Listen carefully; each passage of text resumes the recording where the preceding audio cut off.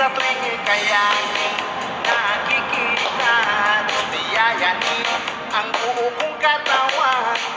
Di malaman kung ano ang gagawin, halos magkandatuin sa katitingin, kanyang katiyan. Dating mo sa akin, kaya sana'y pansinin ang aking lambing.